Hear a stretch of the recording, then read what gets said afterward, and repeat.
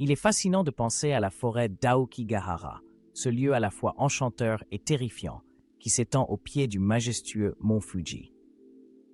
Ce n'est pas simplement un espace naturel, c'est un véritable labyrinthe de mystères et de légendes, un endroit où le silence est aussi lourd que l'air lui-même.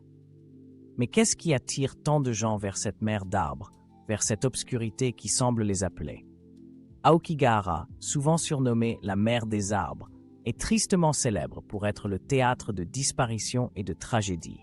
Chaque année, des âmes égarées s'y aventurent, espérant peut-être trouver la paix, ou peut-être fuir un monde qui leur semble trop lourd à porter. On raconte que l'énergie de cette forêt est particulière, presque palpable, une énergie qui pourrait être liée aux anciens rituels de Yubitsume. Ces rites de repentance, qui consistent à couper un bout de doigt en signe de contrition, ajoutent une couche de mystère à ce lieu déjà chargé d'histoire. Mais ce n'est pas tout. Les yokai, ces esprits japonais, erreraient encore dans ces recoins sombres, témoins silencieux des souffrances humaines. Imaginez-vous, marchant sur ce sol recouvert de mousse, entouré d'arbres si denses qu'ils semblent vouloir vous engloutir. L'atmosphère est pesante, presque palpable. On dit que la forêt a une façon de désorienter ceux qui s'y aventurent, de brouiller les repères. Les panneaux en bordure des sentiers, invitant à réfléchir avant de prendre une décision, sont un rappel poignant des tragédies qui se sont déroulées ici. Mais qui pourrait vraiment comprendre ce qui pousse une personne à choisir cet endroit pour mettre fin à ses souffrances? Les légendes qui entourent Aokigahara sont aussi nombreuses que les arbres qui la composent. Certains parlent de fantômes, de ceux qui ont choisi de quitter ce monde, errant à jamais dans les ombres. D'autres évoquent des histoires de personnes qui, en quête de solitude, se perdent dans ce dédale, incapables de retrouver leur chemin. C'est comme si la forêt elle-même avait une volonté, une intention, attirant ceux qui sont déjà vulnérables, ceux qui cherchent désespérément une échappatoire.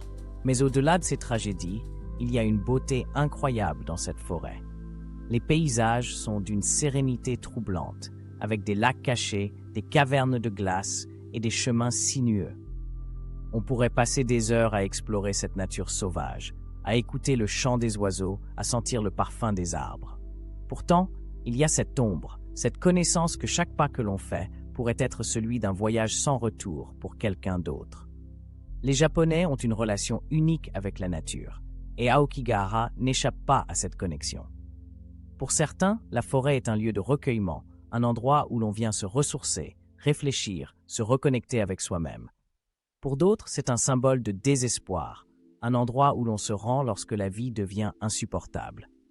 Cette dualité, ce contraste entre la beauté et la tragédie est ce qui rend Aokigahara si captivante et si troublante à la fois.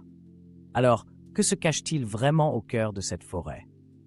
Est-ce un lieu de paix ou un abîme de désespoir?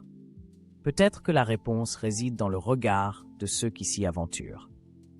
Aokigahara est un miroir de l'âme humaine, un reflet de nos luttes, de nos peurs et de nos espoirs.